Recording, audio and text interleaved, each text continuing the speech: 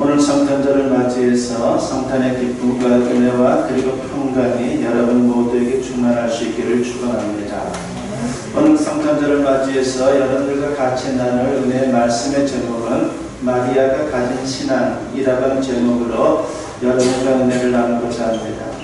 오늘은 우리 모두가 잘 아는 대로 하나님이 인간의 몸을 입고 이 땅에 오신 아주 의미 있는 날입니다. 그런데 예수님의 탄생에는 특별한 과정들이 있었죠. 그래서 성탄을 기적이다 라고 그렇게 말합니다. 하나님의 아들이 처녀의 몸에 잉태되어 사람이 된 것도 기적이지만 그것을 믿는 것도 기적입니다. 사실 이성적으로 생각하면 그 사실을 어떻게 믿을 수 있겠습니까? 특히 요즘처럼 이성을 중시하는 시대에는 도저히 이해가 안 되는 그러한 내용일 것입니다. 그래서 많은 사람들이 동정녀 잉태를 의심합니다. 심지어 빈정거리며 부정하는 그런 사람들도 많이 있죠. 어떻게 처녀가 아이를 낳느냐 이겁니다. 그러다 보니까 어떤 사람들은 말하기를 사생하다 하는 그런 별소리를 다 합니다.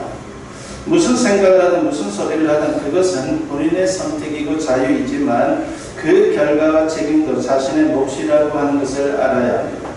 사실 동정녀 잉태를 믿기 어려웠던 사람은 누구보다도 요셉이었을 것입니다. 약혼한 마리아의 배가 불러오는 것을 보고 얼마나 갈등이 심했겠습니까? 천사가 나타나 차근차근 경위를 설명해 주었기만정이지 그렇지 않았으면 도저히 믿을 수가 없었을 것입니다. 이처럼 가장 믿기 어려운 입장에 있던 요셉이 믿었다면 못 믿을 사람이 없을 것입니다.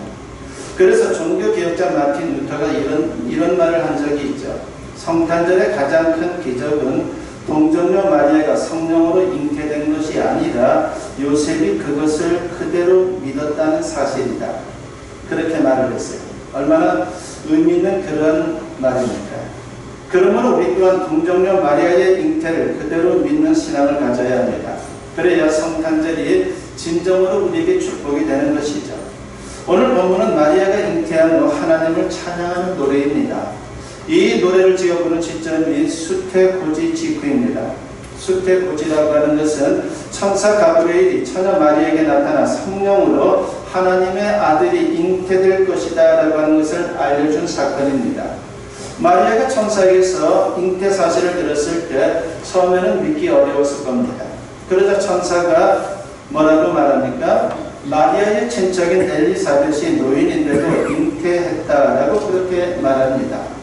엘리사벳은 제사장 사가랴의 부인으로 늙도록 자식이 없었어요. 그러니까 모든 걸 포기할 수밖에 없는 그런 상황입니다. 그러니까 노인이 다 되어서 그 사람이 아이를 갖는다는 것은 참으로 도저히 믿기 어려운 그런 사실로 사람들은 생각을 했습니다. 한마디로 말하면 불임증 환자였습니다.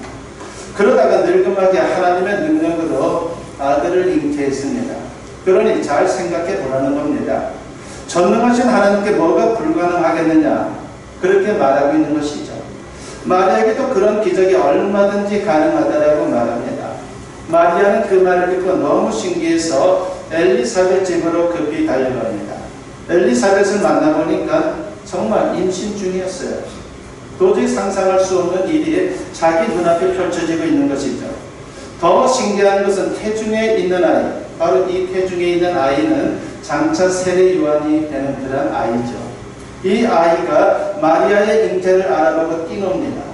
마리아는 천사의 말이 사실이라는 것을 확인하고 기뻐했습니다. 그런 가운데 지은 노래가 오늘 우리가 읽은 마리아 찬가입니다. 마리아가 이때 얼마나 기뻤는지 그의 고백을 통해서 우리가 확인하게 됩니다. 본문 46절과 47절에 보면 마리아가 이르되 내 영혼이 주를 찬양하며 내 마음이 하나님 내 구주를 기뻐하였음은 이라고 했습니다. 마리아의 심령이 큰 기쁨으로 약동했다는 것이죠. 그러면 구체적으로 마리아가 그렇게 기뻐한 이유가 뭡니까? 자신에게 하나님의 엄청난 은혜가 임했기 때문입니다.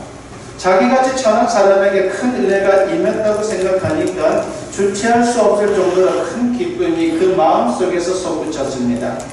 마리아에게 임한 은혜는 한마디로 세상 모든 여자들 중에 가장 큰 복을 받은 것입니다.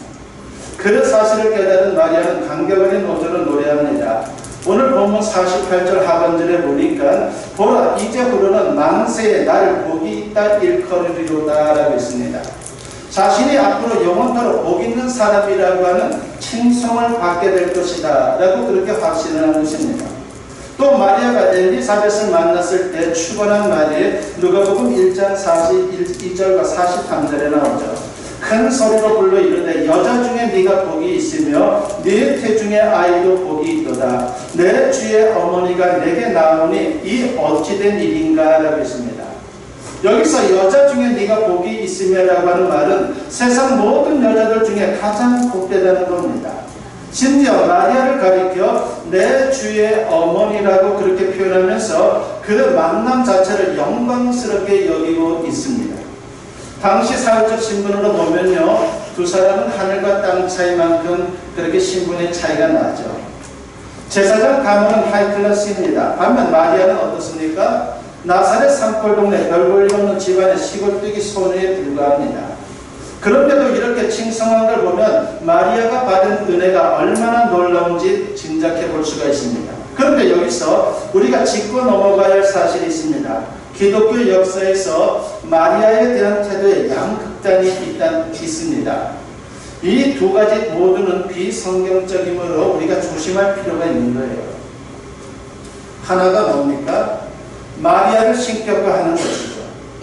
이것은 로마 가톨릭 교회의 입장입니다. 그러니까 오늘날로 천주교의 입장인 거예요. 마리아를 무죄한 사람이다라고 주장하는데 그건 아닙니다. 마리아 역시 하나님 앞에 죄인이고 예수님의 속죄의 은혜를 받아야 합니다. 또 마리아가 승천했다고 하는데 이 역시 성경적 근거가 없습니다. 더욱이 마리아에게 기도하는 것은 전혀 사리에 맞지 않아요. 그러니까 마리아를 통해서 기도하면 하나님이 잘 들어주실 것이다 라고 그렇게 생각을 하는 것이죠. 이거는 대단히 잘못된 생각입니다. 하나님 외에 기도의 대상은 있을 수가 없습니다.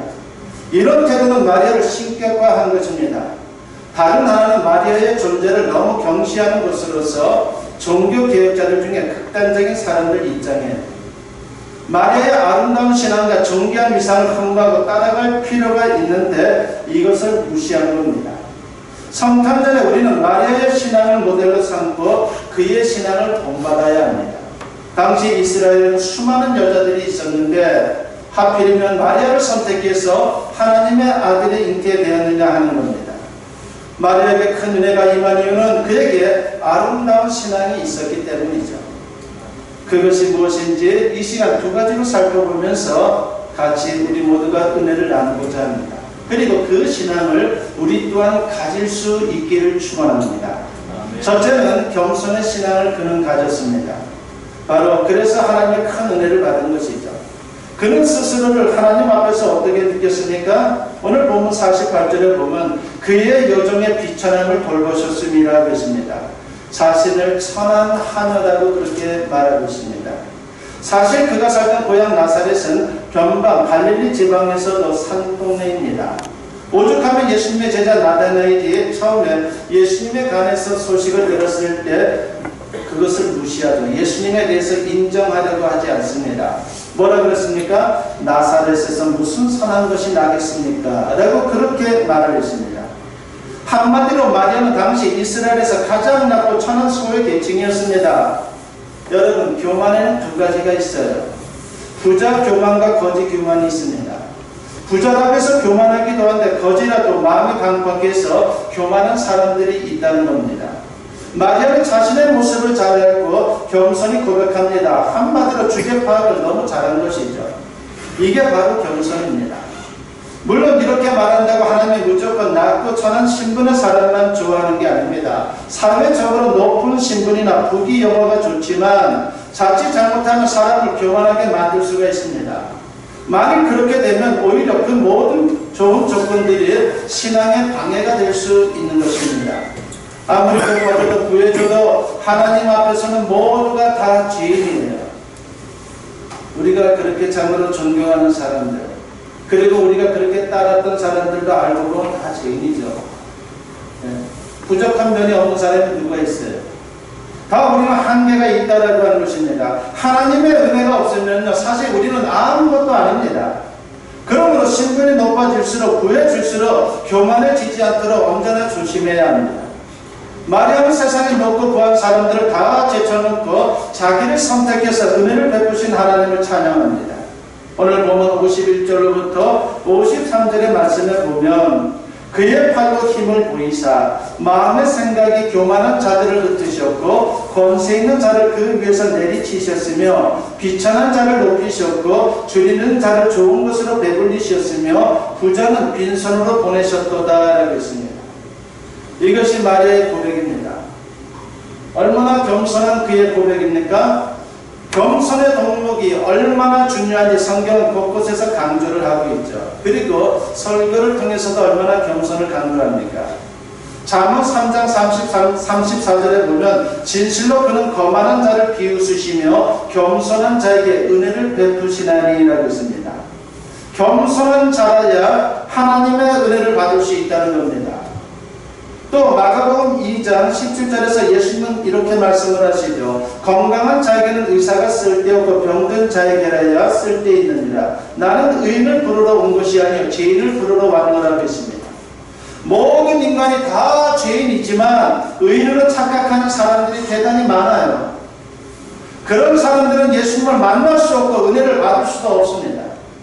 오직 죄인인 것을 겸손히 고백하는 사람만이 하나님의 은혜를 받을 수 있는 거예요. 그러므로 높아지고 부해질수록 우리가 해야 될 것은 더 겸손해지기 위해서 애쓰는 것입니다. 반대로 자신이 낮고 천하다고 생각되어도 절대로 기죽지 마십시오. 하나님의 은혜는 낮은 곳에 임하기에 전혀 우리의 처한 현실이 낮은 위치에 있다 할지라도 문제될 것이 없습니다. 사도 바울이 이런 이치를 깨닫고 전해준 말씀이 바로 고린도전서 1장 27절로부터 29절에 나오는 말씀이죠. 그러나 하나님께서 세상에 미련한 것들을 택하사 지혜 있는 자들을 부끄럽게 하려 하시고 세상에 약한 것들을 택하사 강한 것들을 부끄럽게 하려 하시며 하나님께서 세상에 천한 것들과 멸시받는 것들과 없는 것들을 택하사 있는 것들을 폐하려 하시나니 이는 아무 육체도 하나님 앞에서 자랑하지 못하게 하려 하심이라고 했습니다. 무식해도 약해도 천해도 겸손하면 하나님이 기뻐하시고 은혜를 베풀어 주신다는 것입니다. 그 이유는 겸손한 사람을 통해 하나님의 영광이 나타나기 때문인 것이죠. 교만한 자들은 하나님의 은혜를 의지하지도 않거니와 좋은 일이 생기거나 참으로 뭔가 사람들이 우러러볼 만한 일이 생기면 자기 공로로 여기고 하나님께 영광을 돌리지 않습니다. 그렇습니다. 우리가 성탄하신 예수님을 영접하기 위해서는 겸손히 고개를 숙여야 합니다. 마음을 조아려야 합니다. 세상에서 모든 조건과 계급장을 다 떼어야 하는 것이에요. 내가 세상에서 이만한 위치에 있으니까 이만한 대우를 받아야지, 대접을 받아야지, 그런 생각하는 건 대단히 잘못된 거죠. 우리가 전직 대통령 중에 이명박 대통령 참으로 잘 알지 않습니까? 참 그분에 대해서 좋은 얘기도 있고 나쁜 얘기도 굉장히 많지만 저는 신앙과 관련돼서 한 가지 참으로 그분이 굉장히 참으로 대단하다는 생각을 갖게 된 건 뭐냐면은 그분이 교회에서 주차관리 요원을 했어요. 높은 자리에 있을 때부터 현대건설인가요? 거기 사장으로 있을 때부터 주차관리 요원을 했어요. 주차 방망이 들고 여기다 세우세요, 저기다 세우세요, 그렇게 했습니다. 이거 아무나 하는 게 아니죠. 바로 우리에게는 그런 신앙이 필요한 거예요. 그렇다고 해서 그 사람을 욕하는 사람이 누가 있습니까? 아유 참으로 높은 양반이 그게 무슨 추한 모습입니까? 그렇게 얘기하는 사람 없어요. 오히려 그런 모습이 더욱더 아름답다라고 하는 것입니다. 그러므로 우리가 세상에서의 모든 조건과 계급장을 다 떼고 낮은 모습으로 그렇게 살아가는 것은 대단히 중요한 겁니다. 벌과 벗은 모습으로 죄인임을 고백하며 무릎 꿇을 수 있는 그러한 자세를 우리가 가져야 합니다. 그래야 진정으로 예수님을 믿고 구원받을 수 있고 하나님의 큰 은혜를 받을 수 있는 겁니다. 부디 이번 성탄절에 혹시라도 높아진 마음은 없는지 살펴보시고 더 겸손한 모습으로 성탄의 예수님을 맞이함으로 큰 은혜를 체험할 수 있는 우리 모든 성도님들이 되었으면 합니다. 두 번째로 마리아는 믿음이 있었기에 큰 은혜를 받은 거예요. 엄청난 믿음이 있었죠. 본문 49절 말씀에 보면 이런 말씀이 나오죠. 능하신 이가 큰 일을 내게 행하셨으니 라고 했습니다. 여기서 능하신 이는 전능하신 하나님을 가리킵니다. 하나님이 자기에게 큰 일을 행하셨다는 고백입니다. 큰 믿음의 고백인 것이죠. 처음에는 마리아가 자기 몸에 하나님의 아들이 잉태된다는 사실을 믿기 어려웠습니다. 그래서 천사의 방문을 받고 뭐라고 말합니까? 누가복음 1장 34절에 보면 마리아가 천사에게 말하되 나는 남자를 알지 못하니 어찌 이 일이 있으리까 라고 했습니다. 너무나도 당연한 반응 아니에요. 누구나 다 이런 반응을 볼 수밖에 없는 것이죠. 그러자 천사가 뭐라고 말합니까? 누가복음 1장 37절에 보면 대저 하나님의 모든 말씀은 능하지 못하심이 없느니라고 했습니다. 하나님이 전능하신 분인데 불가능이 있겠느냐 이겁니다. 너의 앞날 걱정하지 말라. 하나님이 너를 동정녀로 참으로 삼아서 귀한 하나님의 아들을 낳게 하고 너의 앞날을 복되게 해줄 것인데 뭐가 걱정이냐. 말씀에 능하신 분, 참으로 권능 있는 자가 모든 것을 다 아름답게 만들어 가실 것이다 라고 그렇게 말하고 있는 것입니다. 그렇습니다. 우리 하나님은 한다면 하는 분입니다. 중요한 것은 우리의 믿음입니다. 우리가 믿거나 말거나 하나님은 당신의 일을 행하십니다. 하나님의 아들이 세상에 오는 것은 하나님께서 작정하신 일이죠. 구약시대부터 하나님이 작정하신 일이에요. 만일 마리아가 믿지 않으면 다른 사람에게 넘어갔을 겁니다. 그러니까 하나님 앞에서는 믿는 자가 수지 많은 겁니다. 믿음으로 반응하면 복된 인생을 사는 겁니다. 안 믿으면 결국 손해인 것이죠. 그래서 믿음이 귀한 겁니다. 사람들이 믿든 안 믿든 예수님은 하나님의 아들입니다. 육신을 입고 이 땅에 오셔서 대성의 십자가를 지셨습니다. 그리고 부활하셨습니다. 이 사실을 믿으면 죄와 사망에서 구원받고 영생을 얻은 그런 존귀한 인생을 살아갈 수 있는 것입니다. 반대로 안 믿으면 죄 가운데 살다가 영원히 멸망하는 것이에요. 마리아는 그 믿음으로 구원받았고 큰 은혜를 받았습니다. 이런 은혜는 비단 마리아에게만 적용되는 게 아니죠. 모든 믿는 자들에게 그대로 적용되는 것입니다. 본문 54절과 55절에서 마리아가 노래합니다.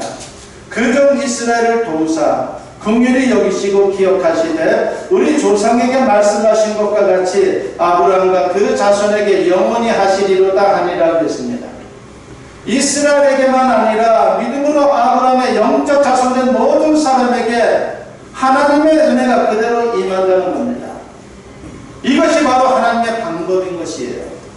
하나님의 방법은 사람의 방법과 다릅니다.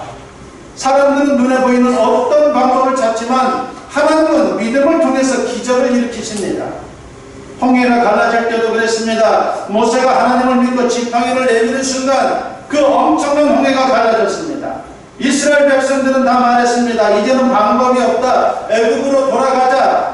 이제 항복하자. 이제 우리는 끝장이다. 그렇게 말을 했죠. 그러나 모세는 하나님의 방법을 믿었습니다. 여리고성이 무너질 때를 기억하십니까? 그냥 여리고성을 빙빙 돌았을 뿐입니다. 하루에 한 바퀴씩. 그리고 마지막 7째 날에는 7바퀴를 도는 것이 전부입니다. 이것은 사람들의 이성으로는 이해가 안 되는 방법이죠. 그러나 그들이 하나님을 믿고 그 말씀에 순종했을 때 상상할 수 없는 기적이 일어났습니다. 그러므로 내 방법 믿지 말고 우리는 하나님의 방법을 붙들어야 하는 거죠. 성도들은 믿음으로 행하는 사람들입니다. 그러므로 내 지식이나 내 방법에 하나님을 가두지 않도록 우리는 언제나 조심해야 돼요. 우리가 이런 경우가 굉장히 많죠. 아유, 그렇게 살면 어떻게 돼? 그렇게 하면 망하는 건데. 그러나 사실 그렇지 않아요. 말씀에 순종하고 말씀을 앞세우고 살면요 안 되는 것 같다가도 나중에 보면 그 모든 것들이 잘 되어 있는 것을 우리가 경험하게 되는 겁니다. 예수님께서 어떻게 강내에서 5,000명을 먹이셨습니까? 남자 장정만 5,000명이니까 여기에 참석한 사람들은 뭐 더 많았겠죠. 성경에 보면 한 어린아이가 주님께 드린 작은 도시락, 바로 보리떡 5개와 물고기 2마리로 그 엄청난 숫자를 먹이셨어요. 5,000명이라고 하는 거대한 무리와 보리떡 5개는 서로 비교가 안 됩니다. 어떻게 보리떡 5개와 물고기 2마리로 5,000명을 먹일 수 있단 말입니까? 사람의 방법으로는 불가능하죠. 제자들도 그렇게 생각했어요. 그러나 하나님은 가능합니다. 보리떡 5개로 5,000명을 능히 먹이셨습니다. 5,000명 앞에 보리떡 5개, 이것이 바로 하나님의 방법입니다. 특별히 보리떡이라는 것을 우리가 잘 봐야 합니다. 원래 유대인들의 주식은요, 밀가루로 만든 빵이에요. 지금도 우리 빵 먹을 때 밀가루로 빵을 만들어 먹듯이 그 사람들도 밀가루로 빵을 만들어 먹습니다. 반면에 이 어린아이가 갖고 있는 것은요, 밀가루 빵이 아니죠. 보리로 만든 빵입니다. 이 보리로 만든 빵은요, 가난한 사람이나 짐승들이 먹는 음식이에요. 소년이 주님께 드린 것이 바로 이 보리떡입니다. 또 여기서 말하는 물고기는요, 히라보로 말할 때 옵사리온이라고 그렇게 표현을 합니다. 원래 유대인들이 물고기라고 할 때 쓰는 단어는요, 2 종류가 있습니다. 보통 물고기를 말하는 단어는 익투스입니다. 그에 비해 옵사리온이라고 하는 단어는 소금에 절인 물고기를 말하는데, 그러니까 이 소년은 소금에 절인 물고기를 갖고 온 거죠. 갈릴리 어부들은 물고기를 잡아 상품 가치가 있는 좋은 것은 생계를 위해서 팝니다. 그리고 나머지 고기는 어부들이 먹어요. 가족들과 함께. 그러나 상품 가치도 없고 먹을 만한 것도 안 되는 것은 그냥 해변에 버립니다. 그러면 가난한 사람들이 그 물고기를 주워가지고 와서 소금에 절여서 먹는 겁니다. 이런 소금에 절인 물고기를 말할 때 옵사리온이라고 그렇게 표현합니다. 말하자면 주님께 드려진 보리떡 5개나 물고기 2마리는 정말 형편없는 것이에요. 보잘것없는 한 가난한 어린아이의 도시락입니다. 그러나 보십시오. 그런 보잘것없는 것도 주님 손에 들려지자 5,000명을 먹이고도 12강주리가 남았습니다. 어쩌면 예수님의 제자들은 당시로 보면 보리떡 5개나 물고기 2마리와 같은 사람들이었습니다. 어부 출신들이었죠. 특별히 내세울보다는 평범한 사람들입니다. 어떻게 이들이 로마 세계를 변화시킬 수 있었단 말입니까? 사람들 눈에 보기에는 불가능하죠. 그러나 이들을 사용해서 하나님은 로마 제국이라고 하는 엄청난 그 제국을 흔들어 놓았습니다. 십자가도 같은 원리예요. 십자가 사건은 표적을 받는 유대인들에게는 거리끼는 것이었습니다. 또 지식을 추구하는 헬라인들에게는 미련한 것이었습니다. 십자가의 사건이 그들에게는 아무것도 아닌 것처럼 보였습니다. 그냥 한 사람의 비참한 죽음이었습니다. 그러나 이 십자가가 하나님의 방법이었어요. 힘없는 로마 군병의 손에 죽은 것처럼 보이지만 절대로 그렇지 않았죠. 하나님의 뜻과 계획을 이룬 하나님의 방법이었습니다. 보십시오. 표적이나 지식으로 해결할 수 없는 죄의 문제를 하나님은 십자가에서 다 해결해 주셨어요. 표적이나 지식으로 구원받을 수 없지만 하나님은 십자가를 통해 구원의 길을 열어놓으신 것입니다. 표적이나 지식으로 사탄을 꺾을 수 없습니다. 그러나 그들이 우습게 여기는 십자가는 사탄을 꺾는 하나님의 능력입니다. 이것이 하나님의 방법입니다. 사람들은 돈을 찾고 권력을 찾고 좋은 프로그램을 찾습니다. 어떤 방법을 찾습니다. 그러나 주님은 사람을 찾습니다. 우리의 믿음을 찾고 우리의 그 믿음을 바탕으로 한 헌신을 찾는 거예요. 하나님은 믿음의 사람들을 통해 하나님의 기적을 일으키는 거예요. 부디 이번 성탄절에 마리아와 같은 순전한 믿음으로 구원의 은혜를 재확인하시고 삶 속에서 하나님의 기적 같은 은혜를 풍성히 체험하는 우리 모든 성도님들이 되었으면 합니다. 오늘은 성탄절입니다. 이날 마리아의 창가를 마음 깊이 묵상하면서 마리아가 받은 은혜를 생각해 보았으면 합니다. 그리고 그 은혜를 받을 만한 그릇을 준비한 마리아의 신앙을 생각해 보았으면 합니다. 그래서 이번 성탄절과 이후의 삶이 하나님의 큰 은혜를 체험하는 복된 시간이 되시기를 주님의 이름으로 간절히 축원합니다. 오늘